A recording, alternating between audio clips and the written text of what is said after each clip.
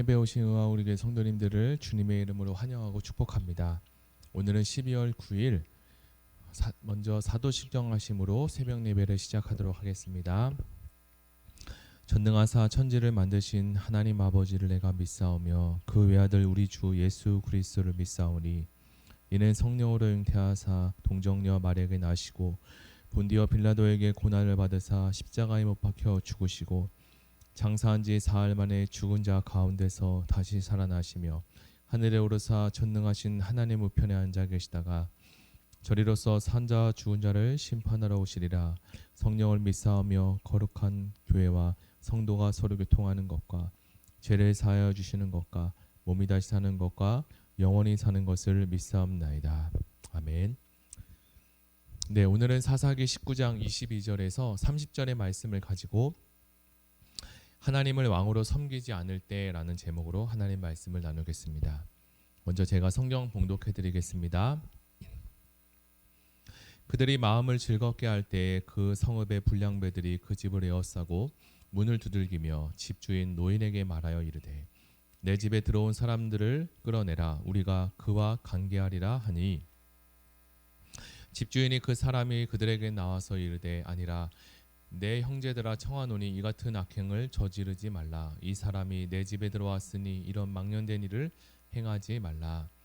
보라 여기 내 처녀딸과 이 사람의 첩이 있은즉 내가 그들을 끌어내리니 너희가 그들을 욕보든지 너희 중에 좋은 대로 행하되 오직 이 사람에게는 이런 망령된 일을 행하지 말라 하나 무리가 듣지 아니하므로 그 사람이 자기 첩을 붙잡아 그들에게 밖으로 끌어내매 그들이 그 여자와 관계하고 밤새도록 그 여자를 능욕하다가 새벽 미명에 놓은지라.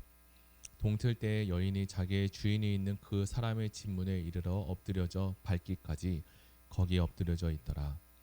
그의 여 주인이 일찍이 일어나 집 문을 열고 떠나고자 하더니 그 여인이 집 문에 엎드려져 있고 그의 두 손이 문지방에 있는 것을 보고 그에게 이르되 일어나라 우리가 떠나가자 하나 아무 대답도 없는지라.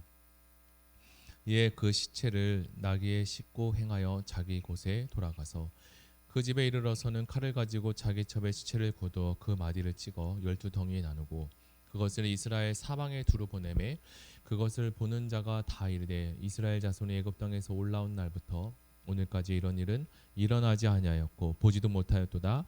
이 일을 생각하고 상의한 후에 말하자 하니라. 아멘. 보살핌의 인문학이라는 책에 보면 좋은 지도자에 대한 이야기가 나옵니다.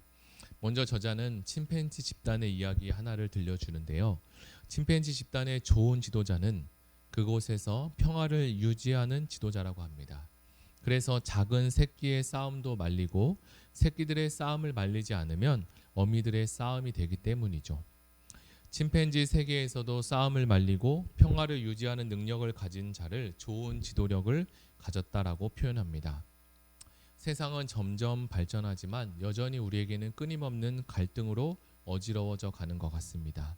이럴 때일수록 좋은 지도자가 더 필요한 때가 아닌가 생각해 봅니다. 오늘 사사기 19장은 왕이 없는 상황에 이스라엘을 하나님께서 어떻게 세워가시는지 그 과정에 대해서 말씀해 주고 있습니다. 사사기를 묵상하면서 이 성경이 계속적으로 강조하는 것이 있는데요. 그 말씀은 바로 그때에는 이스라엘의 왕이 없었으므로 사람마다 자기 소견에 옳은 대로 행하였더라라는 말씀입니다. 사사기가 처음부터 지금까지 진행되는 흐름을 살펴보면 사사들이 계속적으로 등장하는데 사사들의 믿음의 상태와 믿음과 그리고 영적인 상태가 점점 더 나빠지는 것을 볼 수 있습니다. 그리고 더불어 이스라엘의 공동체의 영적인 힘까지도 상실되고 있음을 우리는 눈치챌 수 있습니다. 그러나 그 이야기가 오늘 여기서 끝나는 것이 아닙니다. 사사기는 결함 많은 사사들의 리더십이 빚어낸 이 비참한 타락과 그리고 몰락이 아직 더 남아있음을 고발하는데요. 특별히 거룩함을 잃어버려서는 안 되는 레위인의 타락까지도 말씀해주고 있습니다. 그러니까 이스라엘이 마지막으로 굳건하게 붙잡고 있어야 하는 건물로 말하면 기둥 같은 것들이 다 무너져 가고 있는 시대였습니다. 앞장에서 이어져 레위인은 종의 제안을 거절하고 우리가 조금만 더 가면 기브아라는 곳이 있는데 거기까지 가자라고 제안을 했습니다. 레인이 생각했을 때 이방인인 여부스보다 동족에게 더 큰 환영을 받을 것이라고 생각했기 때문입니다. 그래서 그들은 기브아를 지나 10km나 더 떨어져 있던 기브아로 향해 걸어갑니다. 그리고 기브아에 도착했을 때 이미 해가 졌습니다. 나그네에게 있어서 해가 진다는 것은 매우 위험한 시간을 가리킵니다. 이웃 사람들은 얼른 이 레이 사람을 모셔야 했는데 그러나 아무도 그들을 거들떠보거나 초청하지 않았습니다. 이러한 일들은 이방 마을에서조차 있을 수 없는 일입니다.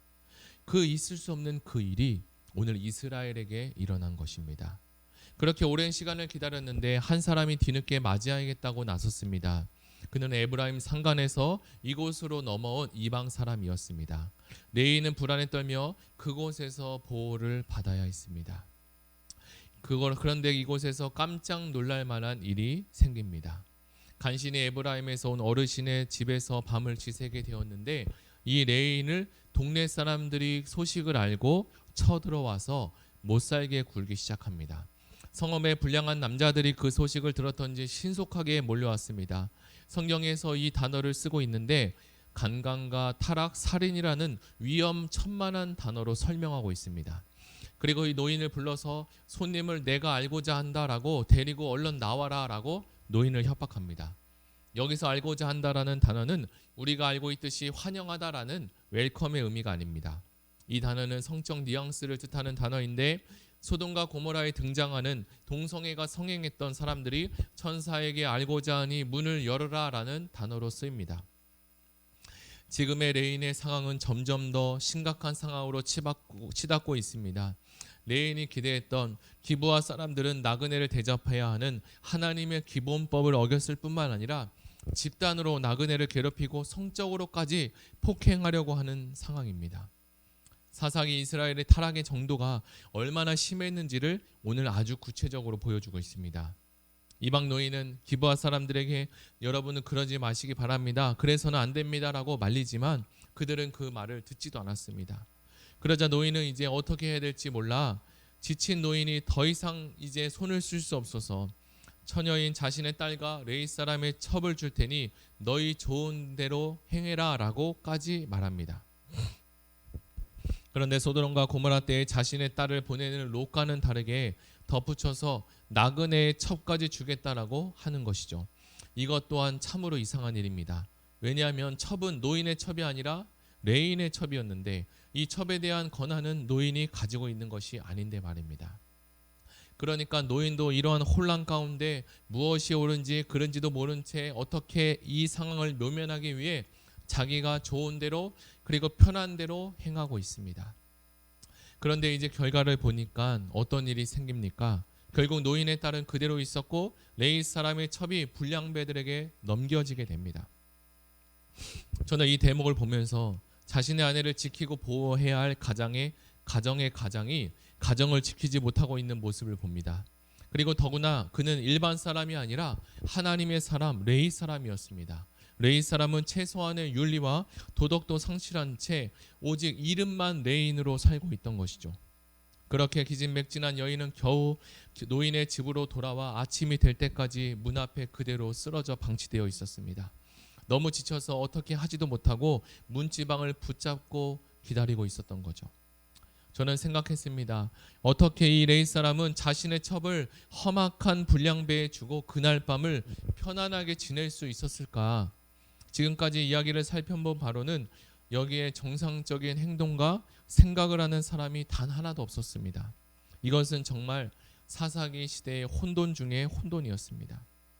그렇게 레이는 만신창이가 된 그 첩의 모습을 보며 더 어떻게 위로나 그를 위해서 어떤 행동을 하기보다 그냥 단지 일어나 가자라는 말만 할 뿐이었습니다. 그러나 첩은 이미 목숨을 잃은 상태였습니다. 레이 사람은 어떠한 양심의 가책도 없었고 양심의 느낌조차도 없었습니다. 그런데 그것이 여기서 끝이 아닙니다. 레이는 집에 도착하자마자 칼을 가지고 첩의 시체를 12덩이로 나누고 그것을 이스라엘 사방에 보냅니다. 이 일은 너무나 끔찍한 일이죠. 사람들은 시체를 보고 모두 충격에 휩싸입니다. 여인의 토막난 시체에 대해서 깊게 생각하고 어떻게 행동해야 될지 모여서 이야기하자고 합니다. 왜 레위인은 정작 자기 첩이 어려움을 당할 때는 가만히 있다가 죽음으로 돌아왔을 때 그 첩이 죽음으로 돌아오자 첩을 12덩이로 나누고 모든 지파에게 이렇게 보냈을까요? 하나님의 말씀을 신실하게 따르며 본을 보여야 할 레위 사람이 자기 눈에 좋은 대로 행하며 살았는데 사사기에 있었던 이스라엘 사람들은 더할 나위가 없었을 것입니다. 그야말로 레위인과 이스라엘 모든 백성에게는 하나님이 안중에 없었고 자기가 오직 하고 싶은 대로 좋은 대로 살고 있던 거죠.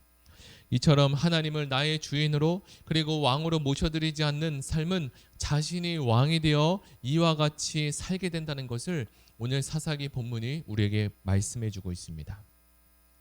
이제 말씀을 정리하겠습니다. 사사기 시대에 왕이 없어서 지도자와 백성들은 혼탁하게 혼돈 가운데 살아갈 수밖에 없었습니다. 이스라엘의 왕이 없었으므로 자기가 좋은 대로 살았던 거죠. 그러나 혼탁하고 혼돈된 세상은 사사기 시대만의 문제가 아닙니다. 지금 우리가 살아가는 이 시대도 영적으로 그리 밝지 않습니다. 특히 코로나로 인해서 우리의 예배 생활이 무너진 성도님도 있고 신앙 생활이 나태해진 분들도 있을 것입니다. 하나님의 말씀과 그리고 교회 공동체, 다락방과 여러 양육 훈련들에 있어서도 멀어진 분들도 있을 것입니다. 지금 우리는 다른 무언가가 우리의 왕이 되어야 하는 것이 아니라 예수님이 진정한 우리의 왕이 되어 주셔야 합니다. 그리고 예수님은 우리의 진정한 왕이 되어 주셨습니다. 만왕의 왕이 되신 예수님께서 사사기처럼 어지러운 이 상황 가운데 살아가는 우리의 현실 가운데 우리를 구원해 주실 것입니다. 우리는 만왕의 왕 예수님이 계시기에 두려워할 필요가 없고 소망을 가지며 살아갈 수 있습니다. 아직 예수님을 나의 왕으로 모시지 못하고 다른 무언가가 우리의 왕이 되어 내 소견에 좋은 대로, 내 생각에 좋은 대로, 내 느낌에 좋은 대로 살아가는 분이 계시다면 하나님께로 이 시간 돌아오시기를 바랍니다. 우리가 회개할 때 우리는 살아날 수 있습니다. 우리 이 시간 들은 말씀을 생각하며 다 같이 기도하기를 원합니다. 이 시간에 기도할 때 하나님, 사사기 말씀을 통해서 이스라엘 사람들이 사사기 시대 때 얼마나 하나님 말씀을 떠나고 자신의 소견에 좋은 대로 살았음을 보여주셨습니다. 그러나 이것이 이스라엘 상황의 모습만 아니라 우리의 삶의 지금 현 주소일 수도 있습니다. 하나님, 우리도 살아갈 때 우리 마음속에 하나님 말씀으로 주인으로 삼게 하시고 하나님 말씀이 우리 인생의 주인이 되어주시고 나침판이 되어달라고 우리 이 시간에 다 같이 기도하며 나아가겠습니다. 사랑의 하나님 감사합니다. 오늘 사사기 19장의 말씀을 통하여서 하나님, 우리가 수많은 사사들을 지금까지 지켜보며 묵상했는데 점점 갈수록 하나님 이스라엘이 회복되는 것이 아니라 이스라엘 공동체가 하나님께 돌아오는 것이 아니라 점점 더 죄악이 하나님 왕성해지게 되고 하나님을 멀리하는 상황들이 벌어지고 있었습니다. 하나님, 그러나 이것이 사사기의 문제만이 아니라 우리가 살고 있는 삶의 문제일 수도 있습니다. 하나님, 코로나 이후로 우리의 삶에 우리의 신앙적인 우리 영적인 깊이가 점점 더 하나님과 멀어진 것은 아닌지 우리가 하나님 점검하기를 원합니다. 이 시간에 우리가 기도할 때 하나님, 내가 하나님과 멀어진 것이 있다면 그리고 예수님을 나의 왕으로 아직 삼지 못한 것이 있다면 하나님 깨닫게 하시고 나의 왕, 나의 주, 만왕의 왕으로 예수님을 모셔드리게 도와주시옵소서. 다락방과 주일 예배와 그리고 함께하는 출석 예배, 온라인 예배를 통해서 하나님께 더 가까이 가게 하시고 하나님, 코로나 상황이 점점 더 어두워져 가고 있는데 하나님, 코로나 상황 가운데 하나님 우리가 하나님께로 가까이 갈 수 있는 은혜를 더하여 주시고 우리가 하나님 열심을 내서 하나님 성령께서 우리에게 열심을 더하고 열정을 더하여 주셔서 하나님께로 가까이 갈 수 있는 은혜를 주님 더하여 주시옵소서. 감사드리며 예수님의 이름으로 기도드립니다. 아멘. 이 시간에 두 번째 기도할 것은 마음을 다해 예배하는 공동체가 되게 해달라고 기도하겠습니다. 예배가 살아야 우리의 신앙이 살고 우리의 인생이 변화될 수 있습니다. 하나님, 예배를 통해서 우리 모두가 우리 모든 공동체가 하나 되게 도와주시고 하나님 영광 돌릴 수 있는 하나님을 기쁘시게 하는 예배 공동체가 되게 해달라고 기도하겠습니다. 말씀을 전하시는 담임 목사님과 모든 사역자들이 부서마다 예배의 말씀을 선포할 때마다 성령 충만하게 하시고 능력과 큰 확신으로 말씀이 선포되게 하시고 그 말씀이 온 성도들에게 전해질 때 하나님 성도들 안에 열정과 하나님 회복의 역사가 일어나게 해달라고 우리 다 같이 기도하시고 가지고 온 개인 기도 제목을 놓고 다 같이 기도하시겠습니다.